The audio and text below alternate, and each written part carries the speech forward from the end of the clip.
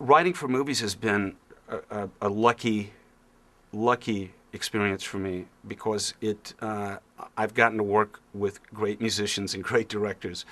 One of my favorite people to work with is Alan Silvestri, who's a great film composer in his own right, and he's done all of Bob Zemeckis' pictures. And we did the Polar Express together, and we got to write 8 songs for this movie, 6 of which are in it.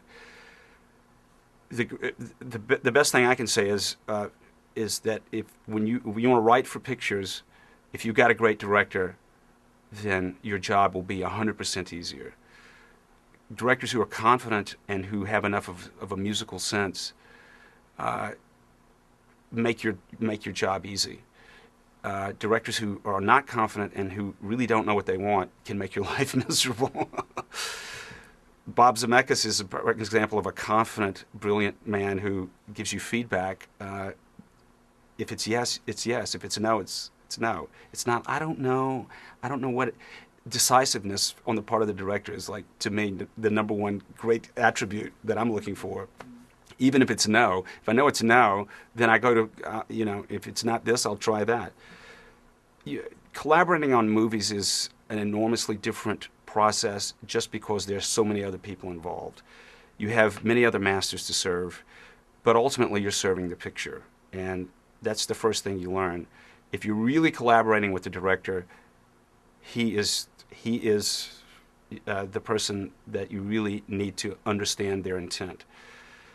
Or if they're just dropping a song into a picture, that's a whole different experience. I've had it both ways, but I much prefer to sort of be involved with films earlier than later, just because you get to be part of really the whole DNA of the movie. And the goal for any songwriter is to have a song that somehow is so good that hopefully thematically it can be used in the picture. That to me is the kind of movies that I really prefer to write for, where you really do have a collaboration with the director, and if there's something thematic in a song that may appear at the end or in a key scene, it's always a better idea to use some of that material in the score. And so those are the kinds of opportunities that I'm usually looking for, where there's some thematic element in the score that you either create with someone who's scoring it, or they've created it, and then you create a song out of that. To me, that's the way songs function best and feel seamless, is if you've heard some of the material throughout the movie, maybe in emotional moments or whatever moments it may be, and then it's somehow encapsulated in a song. It's incredible. I mean, it's an incredible high to see a song function in that way, even in subtle ways. So, I mean, that's kind of like the pinnacle of being able to work with great directors and really have a real sense of participating in this huge operation of making a movie. Film composing, it's a difficult path. You have to have an enormous amount of talent to start with.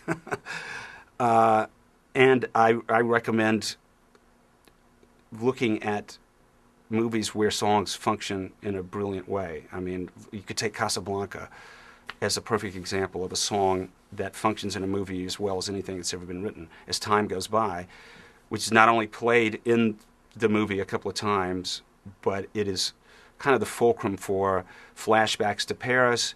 It's part of the score, and it's a devastatingly simple and fantastic song.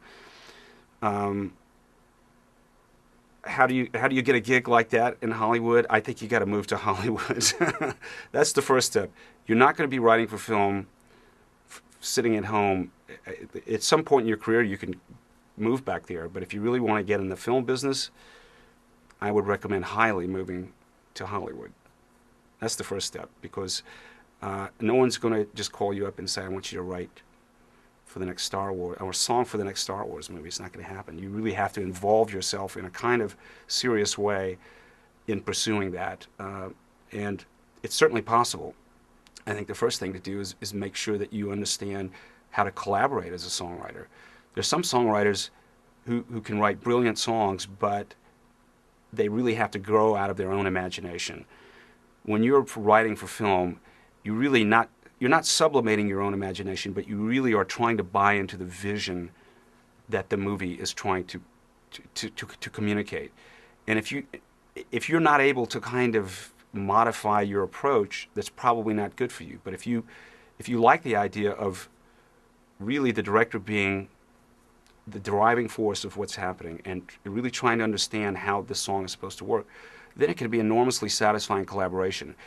But if you're not flexible, it's probably you should probably just do your own thing, you know, because you have to be a bit. I mean, you really do have to serve the picture, and so it depends on what one's range and tolerance is for how much of themselves has to be in it, and how much of it can be really as just working as a writer.